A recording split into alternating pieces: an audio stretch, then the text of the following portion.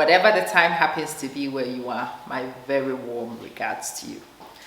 This one, I would actually have liked to title, Friends, Ghanaian Countrymen.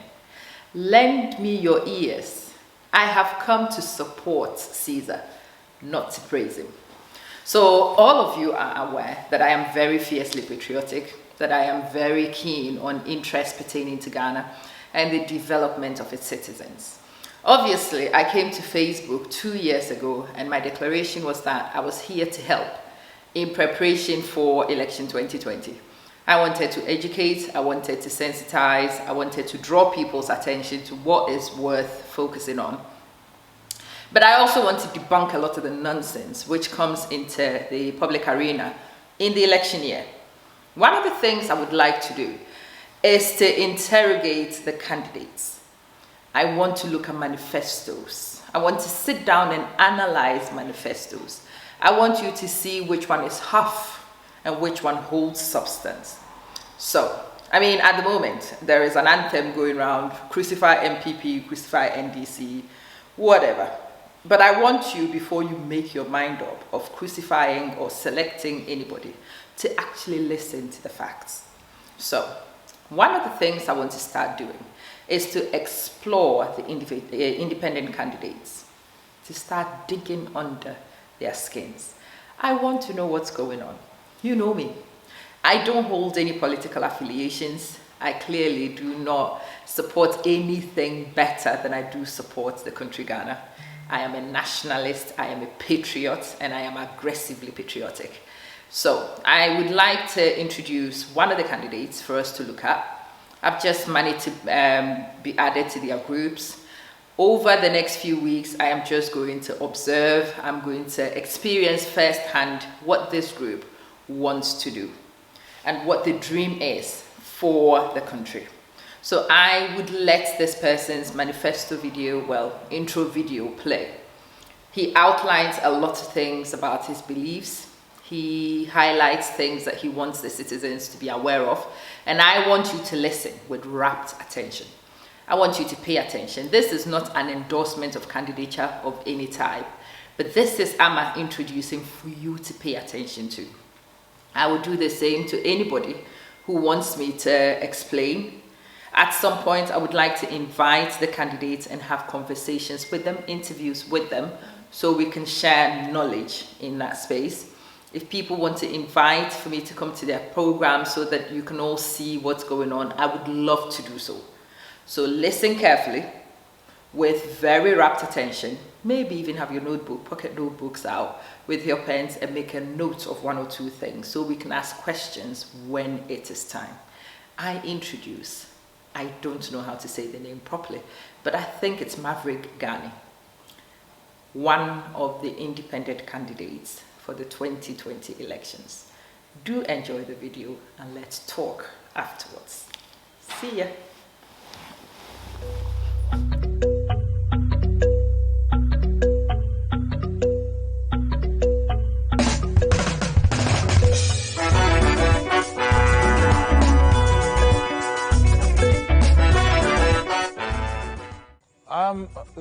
There are 5 levels I would have compared as. Obviously, a lot of people will say just political experience, but I think we should be compared on 5 different levels because some of them are areas that we need to determine whether people are cut out or are the right persons for this. The first one I would like to compare is on the level of selflessness. I know I'm young, I know they are all older than I am, but that's beside the point. On selflessness, I have been working in international development for the last at least 2 decades, 20 years. And in that period, I have served in pretty much every conflict-sensitive environment. But serving people who are not even family or friends or people I hardly know, at a great discomfort to my personal life and a great peril to my own life, dodging bullets and all that. I do think that's selflessness.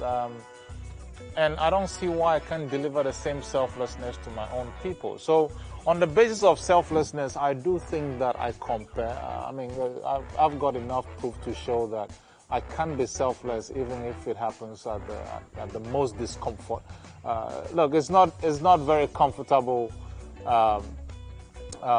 working in Bahr el Ghazal in South Sudan, or working in the jungles of DR Congo, or working in Mogadishu amongst bullets and the rest, or working back in the days in Mozambique when the war was just about coming to an end. You know, those are very discomforting environments to work. It's not the same as working in a law firm or working in Ghana in an office. So, you know, on that level, I do think I have shown some level of selflessness. The other area of comparison I would imagine is in the area of integrity and accountability. And I say that because that's largely one of the big things that Ghana needs right now. Leaders who are accountable, and leaders who have a great level of integrity. And I proudly say I have shown that. I've worked as an accountant for 5 or so years in Ghana, 5 to 7 years before I left the country. And not a thing can be put to my name as having gone bad, or that I have falsified any account or anything of the sort. So you can't have anything on me on that.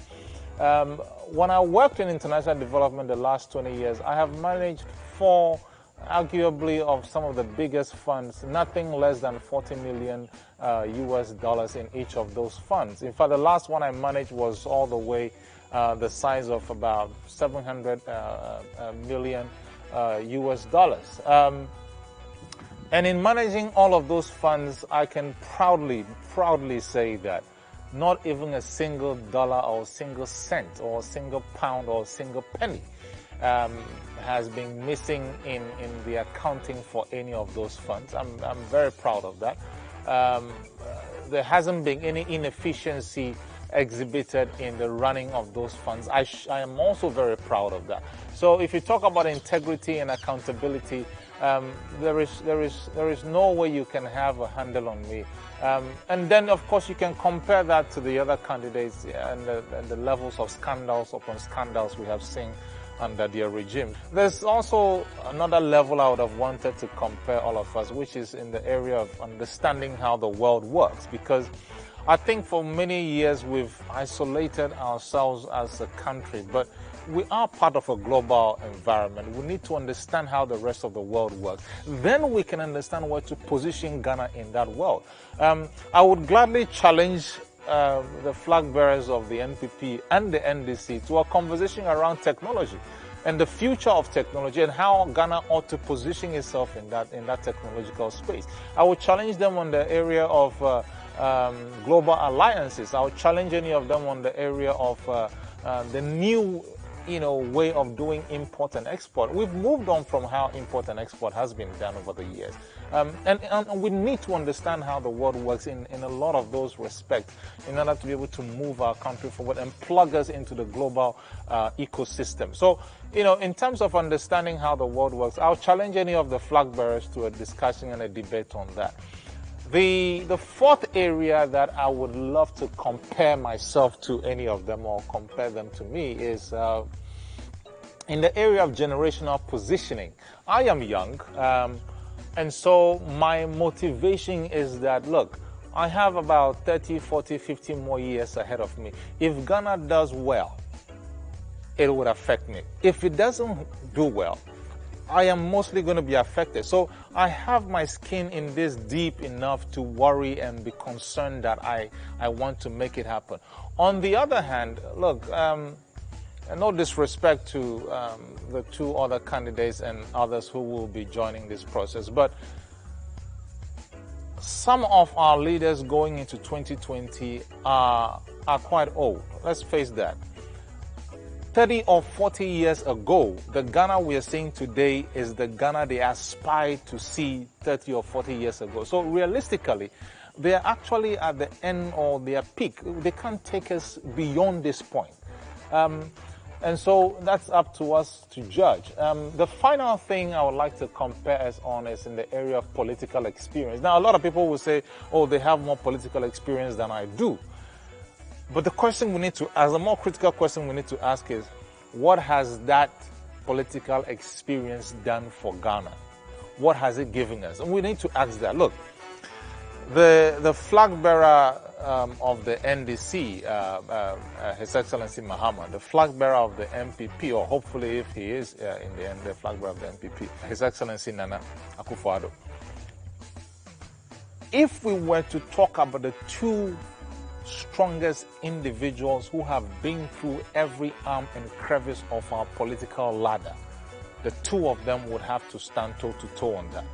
But the question we should ask ourselves is, if these were the creme de la creme of our political ladder, and this country we have now is what they have been able to deliver us with that kind of experience, then the question is, what are we getting out of what we call political experience? I believe what Ghana needs right now is a young, fresh blood with creative minds and a creative set of ideas, somebody who can think outside the box, somebody who can see into the future that the world has, and who can get Ghana to be positioned in that future. So I might not be able to compare with them on age or on what we term political experience that has not brought us anything, but I certainly can sure stand toe to toe with them on the levels of selflessness, integrity, understanding of the global perspective, accountability, generational positioning, and of course a new era of political exposure.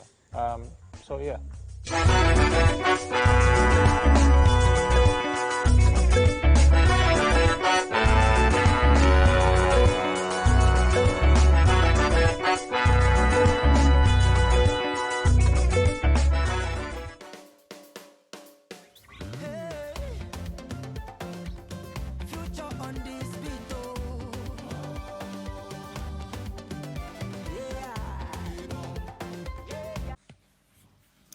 Good evening, me mamwaju. Ebusiafo obi aho ye. Nka mekoda. But obi ase